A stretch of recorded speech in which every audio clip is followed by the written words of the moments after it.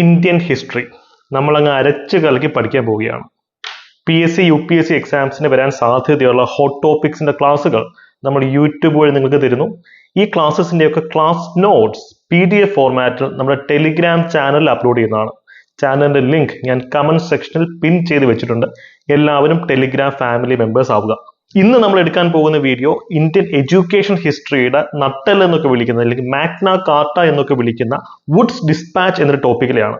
ഇതിനു മുമ്പ് നമ്മൾ 1857 റിവോൾട്ടിന്റെ വീഡിയോ ചെയ്തിട്ടുണ്ട്. ഇന്ത്യൻ ഹിസ്റ്ററിയുടെ ഈ പ്ലേലിസ്റ്റ് ചെക്കൗട്ട് ചെയ്യുകയാണെങ്കിൽ ആ വീഡിയോ നിങ്ങൾക്ക് കാണാം. ആ വീഡിയോയിൽ നമ്മുടെ ഗവർണർ ജനറൽ ആയിരുന്ന ലോർഡ് ഡെൽഹൌസിയെ പറ്റിയും അദ്ദേഹത്തിന്റെ പ്രധാനപ്പെട്ട കോൺട്രിബ്യൂഷൻസിനെ പറ്റിയും ഒക്കെ ചർച്ച ചെയ്യുന്നുണ്ട്. 1857 റിവോൾട്ടിനെ നമ്മൾ കീറി മുറിച്ച് അരച്ച് കലക്കി അവിടെ പഠിക്കുന്നുണ്ട്. അപ്പോൾ ആ വീഡിയോയും ചെക്കൗട്ട് ചെയ്യാൻ ശ്രമിക്കുക.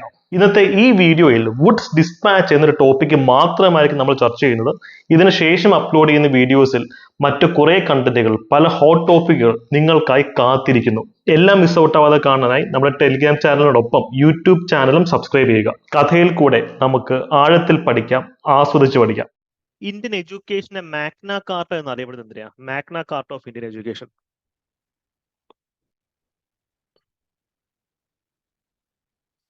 Magna Carta of Indian education അറിയപ്പെടുന്നത് എന്തിനാ? യെസ്, നമ്മുടെ വുഡ്സ് ഡിസ്പാച്ചിനെ ആണെന്നുള്ള കാര്യം എല്ലാവർക്കും അറിയാം. Woods dispatch. അപ്പൊ വുഡ്സ് ഡിസ്പാച്ചിനെ ഒന്ന് പറ്റി പഠിക്കാതെ നമുക്ക് മുന്നോട്ട് പോകാനൊക്കത്തില്ല. കാര്യം കഴിഞ്ഞ കേസിന്റെ മെയിൻസിനകത്ത് നമുക്കിവിടെ ചോദ്യം ഉണ്ടായിരുന്നു. ഓക്കെ, അപ്പൊ നമുക്ക് എന്തായാലും ഈ വരുന്ന പ്രിലിംസിന് വരുന്ന ഒരു ഏരിയ പ്രതീക്ഷിക്കാവുന്നതാണ്.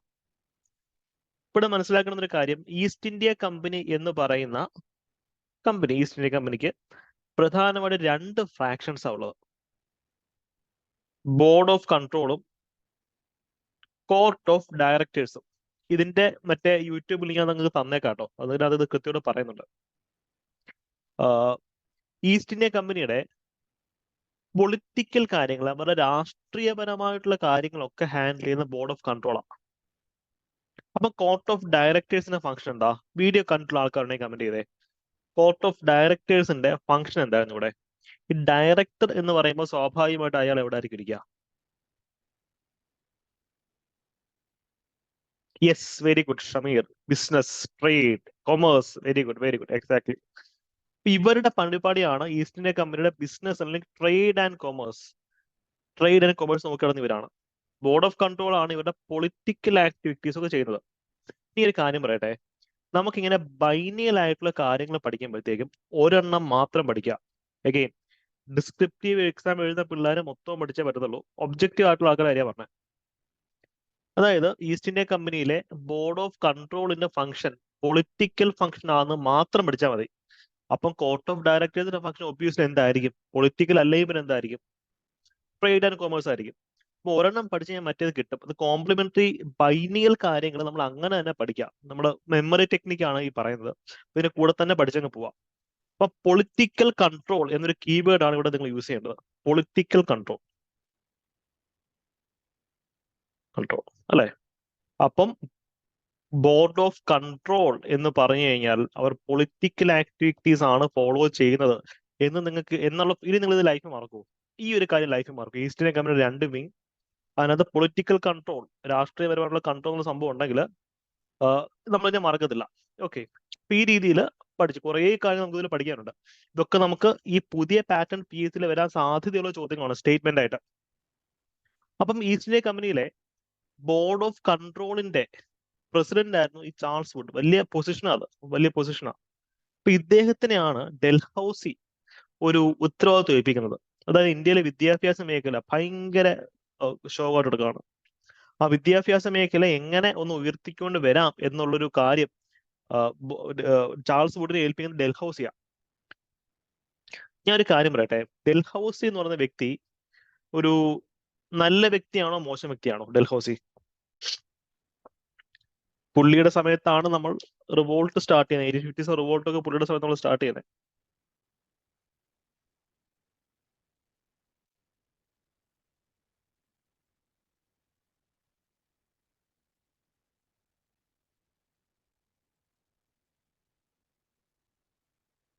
നല്ലതാണെന്നോ മോശമെന്നൊക്കെ പറയുന്നുണ്ട്. നമ്മുടെ ഹിസ്റ്ററിയിൽ വില്ലന്മാരോ ഹീറോസോ ഇല്ല. ഓക്കെ, ഹിസ്റ്ററിയിൽ there are no villains and no heroes. എല്ലാവരും രണ്ടിന്റെ കൂടെ ഒരു മിക്സ് ആണ്. 1850s റിവോൾട്ടിന്റെ മെയിൻ കാരണക്കാരൻ ഡൽഹൌസിയാണ്. പുള്ളിയുടെ ആർത്തി, ലാൻഡ് പിടിച്ചെടുക്കണം എന്നുള്ള പുള്ളിയുടെ ആർത്തി. പക്ഷെ ഇതേ ഡൽഹൌസിയാണ് ആധുനിക ഇന്ത്യയുടെ ഫൗണ്ടേഷൻ ഇട്ടത്. നമ്മുടെ ഇന്നത്തെ എഡ്യൂക്കേഷൻ സിസ്റ്റം, നമ്മുടെ ഡിസ്ട്രിക്ട് സെൻട്രിക് അഡ്മിനിസ്ട്രേഷൻ, ഇന്നും നമ്മുടെ ഭരണ കേന്ദ്രങ്ങളുടെ ഫൗണ്ടേഷൻ ജില്ലകളാണ്, ഡിസ്ട്രിക്റ്റുകൾ. PWD, പബ്ലിക് വർക്ക്സ് ഡിപ്പാർട്ട്മെന്റ്, റെയിൽവേയും ടെലിഗ്രാമും. റെയിൽവേ ആണ് ഇന്ത്യയുടെ ജീവനാടി. ഇതൊക്കെ കൊണ്ടുവന്ന് ഡൽഹൌസിയാണ്. അപ്പൊ ഇങ്ങനെ വേറെ ലെവല് മനുഷ്യനായിരുന്നു. പക്ഷേ അതിൻ്റെ ഒരു other side of the story എന്ന് പറയുന്നത് പുള്ളിയുടെ ചില ആക്ടിവിറ്റീസ് ആണ്.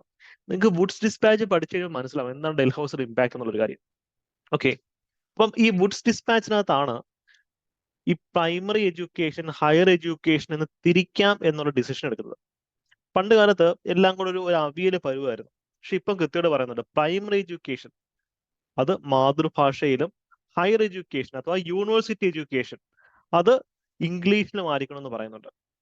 ഇപ്പൊ നമ്മളും ഹരി ശ്രീ എഴുതിയല്ലേ പഠിച്ചു തുടങ്ങുന്നത്, അല്ലെങ്കിൽ തറ പറ പന എഴുതിയല്ലേ നമ്മൾ LKG ക്ലാസ് സ്റ്റാർട്ട് ചെയ്തിട്ടുള്ളത് അല്ലേ?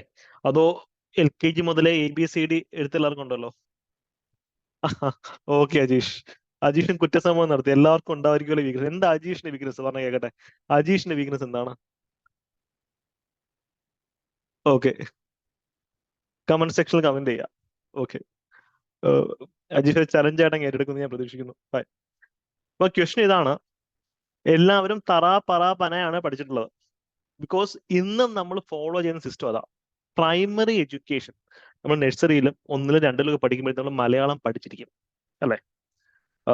ചില സ്കൂൾസിൽ ഇല്ല, പക്ഷെ മോസ്റ്റ് ഓഫ് ദ കേസ് ഇതാണ് സംഭവം. കാര്യം പ്രൈമറി വിദ്യാഭ്യാസം നമ്മുടെ മാതൃഭാഷയിലായിരിക്കണമെന്ന് ഇന്ന് യുണൈറ്റഡ് നേഷൻസ് പോലും അംഗീകരിച്ചിട്ടുള്ള സാധനമാണ്.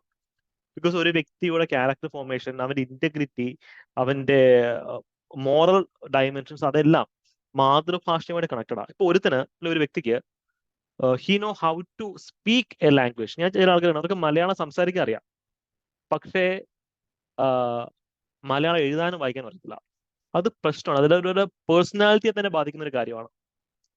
ഈ ഒരു ഐഡിയ, അതായത് നമ്മുടെ പ്രൈമറി എഡ്യൂക്കേഷൻ, പ്രാഥമിക വിദ്യാഭ്യാസം മലയാളത്തിലായിരിക്കണം എന്നുള്ള, അല്ലെങ്കിൽ വെർണക്കുലർ ലാംഗ്വേജ് അവന്റെ മാതൃഭാഷയിൽ, നാട്ടുഭാഷയിലായിരിക്കണം എന്നുള്ളത് വുഡ്സ് ഡിസ്പാച്ചിന്റെ ഡിസിഷൻ ആയിരുന്നു. ആലോചിച്ച് നോക്കി, ഒരു ബ്രിട്ടീഷുകാർ ഇന്ത്യ വന്നിട്ട് പറയുക, നിങ്ങളൊരു വ്യക്തിയെ പഠിപ്പിക്കുന്നെങ്കിൽ അവന്റെ ആദ്യകാലങ്ങളിൽ ആ വ്യക്തിക്ക് കൊടുക്കുന്ന വിദ്യാഭ്യാസം മാതൃഭാഷയിലായിരിക്കണം.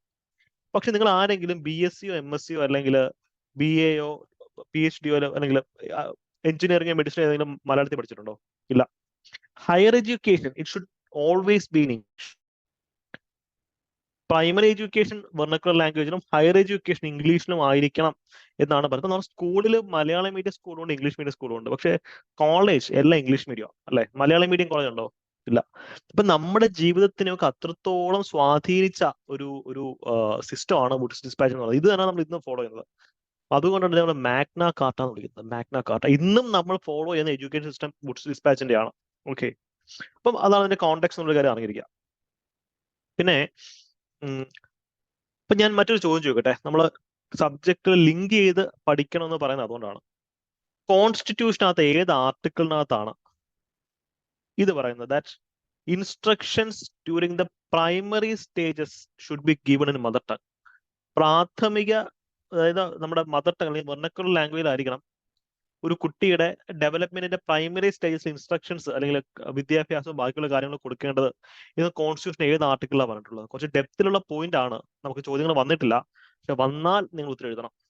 Article 350A.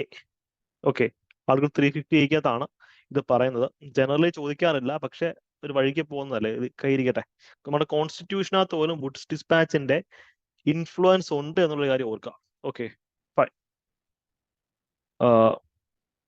ഇവിടുത്തെ മറ്റൊരു കാര്യം, ഇന്ത്യയിലെ പഴയ യൂണിവേഴ്സിറ്റീസ് ബോംബെ, മദ്രാസ് ആൻഡ് കൽക്കട്ട, ഇതൊക്കെ ലണ്ടനിലെ കേംബ്രിഡ്ജ് പോലുള്ള യൂണിവേഴ്സിറ്റീസിന്റെ മാതൃകയിൽ ഇന്ത്യയിൽ തുടങ്ങാനുള്ള പദ്ധതി ഇട്ട് വരാം. അപ്പൊ അത്രത്തോളം ദീർഘദൃഷ്ടിയായിരുന്നു ഇവർക്ക്. മറ്റൊരു ഫൺ ഫാക്ട് എന്ന് വെച്ച് കഴിഞ്ഞാൽ ഈ യൂണിവേഴ്സിറ്റീസ് ഒക്കെ എസ്റ്റാബ്ലിഷ് ചെയ്യുന്ന 1857 അപ്പൊ വിപ്ലവവും ഇത്, അല്ലെങ്കിൽ 1857 റിവോൾട്ടും ഈ യൂണിവേഴ്സിറ്റിയുടെ എസ്റ്റാബ്ലിഷ്മെന്റ് തമ്മിൽ ഒരു ബന്ധമില്ല കേട്ടോ. അതും ഇത് തമ്മിൽ ഒരു ബന്ധമില്ല, ഒരു കോയിൻസിഡൻസ് മാത്രമാണെന്നുള്ളവരെ ആലോചിക്കുക. എല്ലാ 1850s തന്നെ സംഭവിക്കുന്നേ ഉള്ളൂ. ഓക്കെ, 1850s തന്നെയാണ് അതെല്ലാം വരുന്നത്. യെസ്, ഫീമെയിൽ എഡ്യൂക്കേഷൻ അല്ലെങ്കിൽ സ്ത്രീകൾക്ക് വിദ്യാഭ്യാസം കൊടുക്കുന്നതിന്റെ പ്രാധാന്യമൊക്കെ വുഡ്സ് ഡിസ്പാച്ചിനകത്ത് എടുത്ത് പറയുന്നുണ്ട്. ഇതൊക്കെ കൊണ്ടാണ് Magna Carta of Indian education എന്ന് ഇതിനെ വിളിക്കുന്നത്. അപ്പം അതുകൊണ്ടാണ് മറ്റുള്ള ഭാഷകൾ കേവലം ധാത്രിമാർ മർത്യനെ പെറ്റമതാൻ ഭാഷ തന്നെ. അത് ഏത് കവി അങ്ങനെ പാടിയേ? വുഡ്സ് ഡിസ്പാച്ചിന്റെ ഫിലോസഫി അത് തന്നെയാണ്.